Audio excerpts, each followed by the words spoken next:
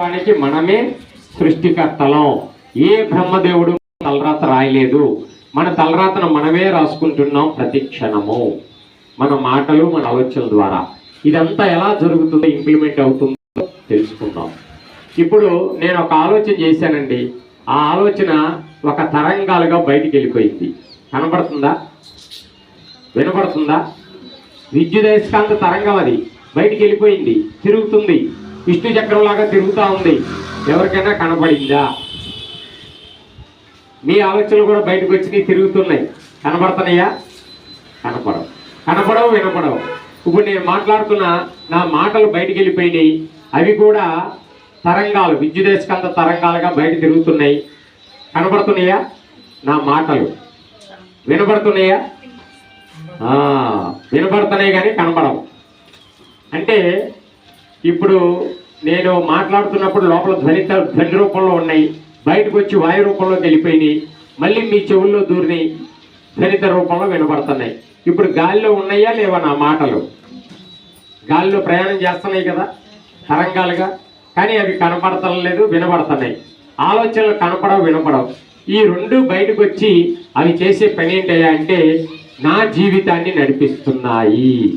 నా ఆలోచనలు, నా మాటలే నా జీవితాన్ని నడిపిస్తున్నాయి ప్రతి క్షణము. ఇది ఎలా తెలుసుకోవాలంటే, ఒక చిన్న బఠానీ గింజంత ఆలోచన బయటికి వచ్చింది నా లోపల నుంచి. అది తిరుగుతూ తిరుగుతూ తిరుగుతూ పెరుగుతూ పెరుగుతూ పెరుగుతూ ఫుట్బాల్ అంత అయిపోయింది. ఎందుకోసం పెరిగిందంటే, అయస్కాంతానికి ఏ గుణం ఉంటుందండి? అయస్కాంతానికి ఆకర్షణ గుణం ఉంటుంది.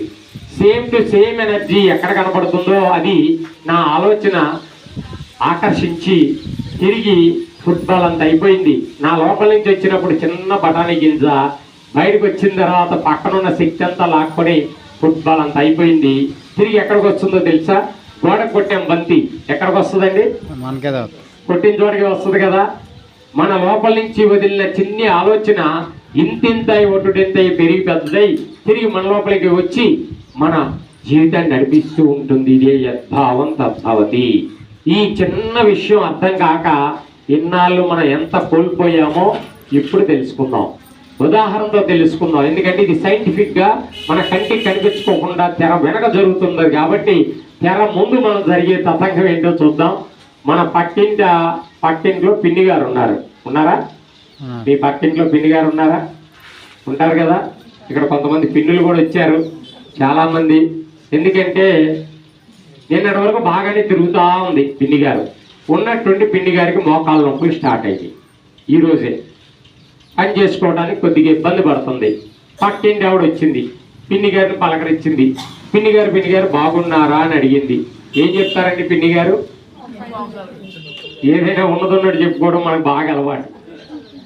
మనం బాధపడేది ప్రతి ఒక్కడికి చెప్పుకోవడం ఇంకా బాగా అలవాటు. ఎందుకంటే అయ్యో ఆ పాపం అని జాలి పడతారు, మనకి ఏదైనా పని చేసి పెడతారో ఏదో అయ్యో అనుకుంటారు కదా అని ఒకటి ఉంటే రెండు చెప్పడం మొదలు పెడతాం, ఎంత ఉంటే అంత చెప్పడం మొదలు పెడతాం. పక్కింటి ఆవిడ అడిగింది, బాగున్నారా పిన్ని గారు అని. ఏం బాగున్నానమ్మా, నిన్నటి వరకు బాగున్నాను తల్లి, ఈ మాయదార రోగం మోకాళ్ళ నొప్పులు ఈరోజే స్టార్ట్ అయ్యింది, అసలు నడవలేకపోతున్నాను అంటది. వెంటనే ఇక్కడ మీరు గమనించుకోవాల్సింది ఏంటంటే, పిన్ని గారి లోపల నుంచి ఎప్పుడైతే నాకు మోకాళ్ళ నొప్పులు అనే మాట బయటకు వదిలేసిందో, మాట కంటే ముందు ఆలోచన పుడుతుంది మనలో. కొన్ని సెకండ్ల ముందు మనం ఏ మాటలైతే బయటకు వదిలేస్తున్నామో అవే మాటలు ముందు ఆలోచన తరంగాలుగా బయటికి పోతాయి. కొన్ని సెకండ్ల ముందు విష్ణు చక్రంలాగా తిరుగుతున్నాయి. పిన్ని గారి లోపల నుంచి వచ్చి నాకు మోకాళ్ళ నొప్పులు, నాకు మోకాళ్ళని శబ్దాలు చేసుకున్నాయి, కనపడవు మనకి అవి తిరుగుతూ ఉంటాయి. ఈ ఆలోచనే కిందకి దిగి పిన్ని గారి నోట్లో నుంచి బయటికి పోయింది, నాకు మోకాళ్ళ నొప్పులు. వెంటనే పక్కింటి ఆవిడ చెవులో దూరిని ఆ మాటలు. పక్కింటి ఆవిడ ఏమి ఆలోచిస్తుందండి? ఏమి ఆలోచిస్తుంది? ఏది వింటారో అదే ఆలోచిస్తారు. ఇది గమనించుకోండి, ప్రతి ఒక్కరు వేరేది ఆలోచించరు. పిన్ని గారు ఏం చెప్పుకుంది? నాకు మోకాళ్ళ నొప్పులు. పక్కింటి ఆవిడ ఏం ఆలోచించింది? పిన్ని గారికి మోకాళ్ళ నొప్పులు అంట. చూసారా? ఈవిడ పిన్ని గారి ఆలోచన కూడా నాకు మోకాళ్ళ నొప్పులు. ఈ రెండు మ్యాచ్ అవుతున్నాయి, మోకాళ్ళ నొప్పులు, సేమ్ టు సేమ్ ఎనర్జీ. పిన్ని గారి ఆలోచన పక్కింటి ఆవిడ ఆలోచన స్వీకరించేసి తిరిగి గోడ కొట్టిన బంతిలాగా పిన్ని గారి లోపలికి వెళ్తే ఇప్పుడు పిన్ని గారి మోకాళ్ళ నొప్పులు పెరుగుతీయా తగ్గుతీయా? +1. పక్కింటి ఆవిడ +1 పంపించేసింది. అక్కడతో ఆగుతారండి పక్కింటి వాళ్ళు? మంచి బ్రేకింగ్ న్యూస్ ఇచ్చింది పిన్ని గారు. అబ్బా, ఈ శంకరవారి తోటలో ఎన్నున్నాయి ఇల్లులు, మన ఈ వీధిలో ఎన్నున్నాయి, అందరికీ నేనే ముందు చెప్పాలి పిన్ని గారు మూలపడిందని అని పళ్ళన్నీ పక్కన బారేసి పరిగెత్తుకుంటూ పక్కింటికి పోయింది. ఆ పక్కింటికి పోయి ఏదైనా ఉన్నట్టు చెప్పుకోవడం అలవాటు ఉందా మీకు? మాగలేదు. దానికి తలా తోక తగిలిస్తారు, మసాలా పోస్తారు, 1-2 చేస్తారు. ఈవిడ మోసుకెళ్ళి ఆ విషయాన్ని కింద పడేసి 2 ముక్కలు చేసేసింది. 2 విషయాలు చేసింది. పిన్ని గారు చెప్పింది ఒక విషయమే, నాకు మోకాళ్ళ నొప్పులు అమ్మా అని. ఈవిడ ఏం చేసింది, ఇప్పుడే చూసొస్తున్న పిన్ని గారిని, పాపం పిన్ని గారిని మొదలుపెట్టి పిన్ని గారికి మోకాళ్ళ నొప్పులు, గోడలు పట్టుకుని నడుస్తుంది పిన్ని గారు అంటది. ఉత్తిది ఆ గోడలు లేవు, పాళ్ళు లేవు. ఆవిడ కూర్చొని చెప్పింది. ఈవిడ ఏదో కొద్దిగా కథ కల్పించాలి కాబట్టి గోడలు యాటేజ్ చేసింది. ఆ విన్న 3వ వాళ్ళు 3 ముక్కలు చేస్తారు, 3 విషయాలు. 1 పిన్ని గారికి మోకాళ్ళ నొప్పులు, 2 పిన్ని గారికి గోడలు పట్టుకుని నడుస్తుంది.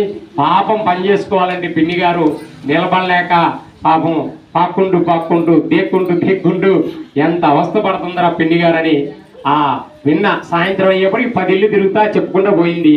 ఆ 10 మంది పిన్ని గారి గురించి ఆలోచించారు, 10 బాణాలు వదిలేశారు పిన్ని గారికి మోకాళ్ళ నొప్పులంట. సాయంత్రం అయ్యేప్పటికి అవన్నీ పిన్ని గారు అతుక్కున్నాయి. పిన్ని గారి ఆలోచనకి తిరిగి పిన్ని గారిలో నిండిపోయినాయి. ఇప్పుడు పిన్ని గారి మోకాళ్ళ నొప్పులు ఎంత అవుతాయండి? పొద్దున్న +1, సాయంత్రం +10. ఇంకా ఆ నెక్స్ట్ డే ఆ వీధిలో ఎన్నోళ్ళు ఊరుకుంటారా? పక్క వీధిలో వాళ్ళ బంధువులు ఉన్నారు.